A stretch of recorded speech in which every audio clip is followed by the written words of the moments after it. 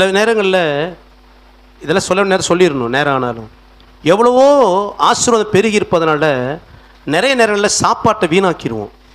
இல்லை, காஸ்ட்லியான ஹோட்டலுக்கு போவோம், காஸ்ட்லியாக ஆர்டர் பண்ணுவோம், சாப்பிட முடியலன்னு அப்படியே வச்சுட்டு வந்துடுவோம்.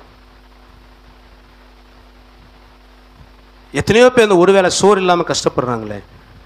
நீ காஸ்ட்லியான ஹோட்டலுக்கு போகிறதுக்கும் அல்லது நீ காஸ்ட்லியான சாப்பாடு சாப்பிட்றதுக்கும் உனக்கு கர்த்தர் ஏன் கையில் பணத்தை கொடுத்தாரு தெரியுமா? நீ திருப்தியாக சாப்பிடு, ஆனால் அதை வீணாக்காமல் ஆடம்பரமாக வாழாமல் இது இல்லாத அநேகருக்கு நீ ஆசீர்வாதமே மாறு என்பதற்கு உங்களை நம்பித்தான் கர்த்தர் உங்கள் ஆசீர்வாதத்தின் சாவியை கையில் கொடுத்துருக்கிறார். எத்தனை பேர் மற்றவங்க பெருமை. சில நேரங்களில் சில கல்யாணங்கள் நடக்கும், இன்னைக்கு கிறிஸ்தவர்கள் இது நடத்துகிறாங்க, ரொம்ப பரிதாபம். பஃபே சிஸ்டம் நல்லது, அதில் ஒரு மனுஷன் எவ்வளோங்க சாப்பிடுவான்? சாப்பிட்ற டிஷ்ஷை 100 ஐட்டம் வச்சுருக்கிறான். அந்த கல்யாணங்களில் முடிஞ்சதுக்கப்புறம் ஏராளமாக எங்கே போய் சேருது? குப்பைக்கு போகுதுங்க. உலகத்தான் செய்கிறான்னா அவன் ஆடம்பரத்துக்கு செய்கிறான். நான் யார் சமுதாயத்திற்கு என்ன பேரு புகழ்?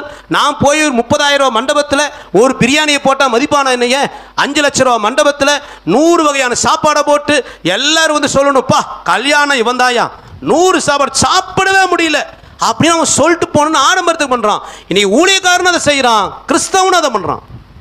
விசுவாசிக்கும் சரி ஊழியக்காரனும் சரி. ஏன்? இது என்னுடைய ஆசீர்வாதம். ஒரு பகட்டு வாழ்க்கை அப்படி வாழாதீங்க.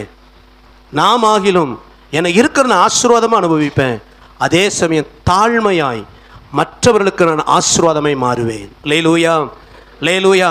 வாழ்க்கையில் தாழ்மை. லூக்கா 3ஆம் அதிகாரம் 16. லூக்கா. யோவான் எல்லாருக்கும் பிரதியுத்தரமாக, நான் ஜலத்தினால் உங்களுக்கு ஞானஸ்தானம் கொடுக்கிறேன், என்னிலும் வல்லவர் ஒருவர் வருகிறார், என்னிலும் வல்லவர் ஒருவர் வருகிறார், அவருடைய பாதரட்சைகளின் வாரை அவிழ்க்கிறதற்கும் நான் பாத்திரன் அல்ல. நான் பாத்திரன் அல்ல. யோவான் ஸ்நானகன் சொல்ற ஒரு வார்த்தை இயேசுவை குறித்து சொல்லும் பொழுது, அவருடைய பாதரட்சையின் வாரை அவிழ்ப்பதற்கு நான் யார் இல்லை? பாத்திரவான் அல்ல. யார் இந்த யோவான்? முதல்ல அதை பார்க்கணும். சகரியா என்கிற ஒரு ஆசாரியனுடைய மகன் இந்த யோவான் ஸ்நானகன்.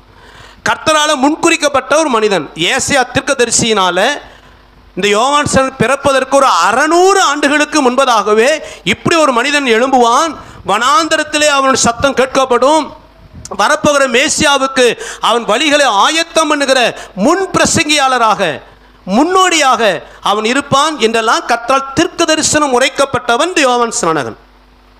இந்த யோவான் ஸ்நானகன் எழும்பி அவனுடைய பிரசங்கத்தை ஆரம்பித்த பொழுது யோதா நதிக்கரையில் பிரசங்கம் பண்ணுகிறார். ஜனங்கள் எல்லாரும் கூட்டம் கூட்டமாக இந்த யோவான் ஸ்நானகனை தேடி வருகிறார்கள். பாமர மக்கள் மாத்திரம் அல்ல, போர் சேவகர்கள் வருகிறார்கள், ஆயக்காரர்கள், பெரிய பெரிய பணக்காரர்கள் வருகிறார்கள், டாக்ஸ் கலெக்டர்ஸ் வருகிறார்கள். ஜனங்கள் எல்லாம் கூட்டம் வந்து யோவான் ஸ்நானகன் என்னப்பா பண்ணணும்? நாங்கள் பாவம் மன்னிப்பு நிச்சயம் பெற என்ன பண்ணணும்? நாங்கள் பரலோகம் வர என்ன பண்ணணும்? வாலண்டரியாக வருகிறார்கள். இவன் கடிந்து உபதேசிக்கிறான், ஞானஸ்நானம் பெறுகிறார்கள். அந்த யோவான் ஸ்நானகன் பயங்கர பிரபலமாகிறான் யூதாயா தேசத்தில். எல்லாராலும் நன்கு அறிமுகமான ஒரு மனிதனாக அந்த யோவான் ஸ்நானகன் வளர்ந்து வருகிறார். அந்த மேன்மையில் இருக்கிற யோவான் ஸ்நானகன் சொல்றாரு, இயேசுவின் வாரை அந்த அந்த அந்த செருப்பு, அந்த சாண்டலுடைய வாரை அவிழ்க்கிறதுக்கு நான் என்ன இல்லை, அந்த வேலை யார் செய்வான்? ஒரு அடிமை தான் செய்வான். ஒரு யூத வீட்டில் அந்த எஜமானுடைய செருப்பினுடைய அந்த அந்த வார கழட்டி செருப்பை கழட்டி பக்குவமாக வச்சு காலை கழுவுற வேலையில் ஒரு அடிமை செய்யணும். யோவான்சன் சொல்கிறாரு, நான் அந்த அடிமைக்கு லாக்கி இல்லை. தன் வார்த்தையில் தாழ்மையை வெளிப்படுத்தினவர் யோவான் ஸ்நானகன். லேலூயா.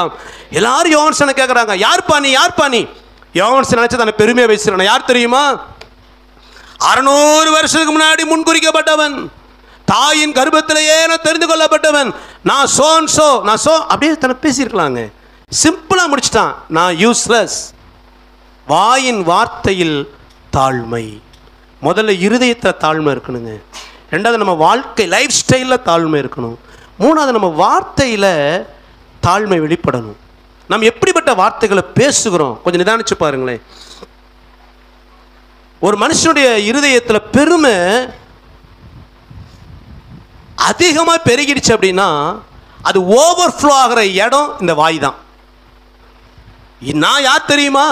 என் குடும்பம் என்ன தெரியுமா? என் கோத்திரம் என்ன தெரியுமா, என் படிப்பு என்ன தெரியுமா, அந்தஸ்து என்ன தெரியுமா. இன்னைக்கு நிறைய பேர் தங்களை குறித்து பெருமையாய் பேசுகிற அந்த வார்த்தைகள் கர்த்தருக்கு அருவருப்பு. அதுதான் ஆரம்பத்தில் சொன்னேன், நாம் எல்லாரும் மண்ணென்று கர்த்தர் என்ன செய்கிறாராம், நினைவு கூறுகிறார்.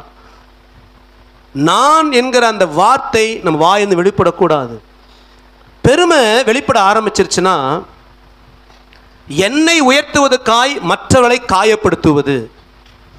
ஒரு மனுஷன வார்த்தை பெருமையாக மாறிடுச்சுன்னா தன்னை அட்ரஸ் பண்ணுவதற்கு அடுத்தவங்களை டம்மி பண்ணணும். அப்போ தானே தன்னை என்ன பெருமையாக பேச முடியும்.